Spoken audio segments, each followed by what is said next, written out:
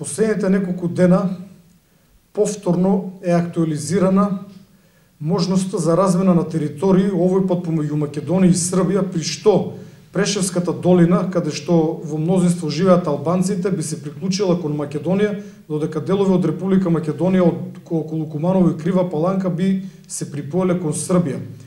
Ова го изјавува председателот на Сдруженијето на историчари албанци од Македонија, што само по себе на ваквата идеја дава голема тежина, бидејќи тој тврди дека оваа територија од Јужна Србија како дел од Дарданија од секогаш припаѓала на албанците. Што значи дека и нивната намера е оваа територија или нивниот сон да се припои кон Македонија и сигурно потоа да стане дел од нивниот сон за голема Албанија. Денес бевме сведоци на протести на ветерани од УЧК. Правото на протест не можеме да го спориме, меѓутоа истите тие протестираат денес затоа што во Прешево беше тргнат споменик на ветеран од УЧК.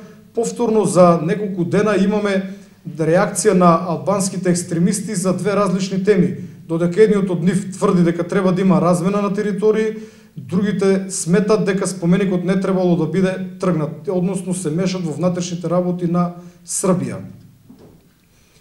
Колку за потсетување, пред неколку дена од страна на македонците во Струшкото село Мислишево имаше обид да се постави јарбол со македонско знаме и тоа на приватен имот, меѓутоа локалната самоуправа ги спречи овие граѓани да го постават овој јарбол, тврдејќи дека тие немале соодветна дозвола. Па ние прашуваме каква дозвола има оние кои што во Кичевско поставија два огромни јарболи на кои што се веат албанските знамења, какви дозволи имат оние кои што постојано градат џами и споменици на УЧК, вклучувајќи два музеи на УЧК.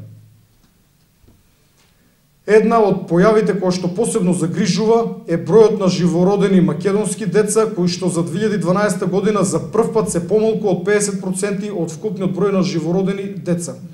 Ако сите овие појави и активности ги гледаме изолирано, секој од нив сама за себе не е добро и представува опасност за Македонија. Но доколку нив ги погледнеме како план, како дел од една агенда, како дел од Призренската декларација, односно Призренската лига за создавање на голема Албанија, тогаш можеме да ја видиме целата опасност и тежина која што ја носат овие активности.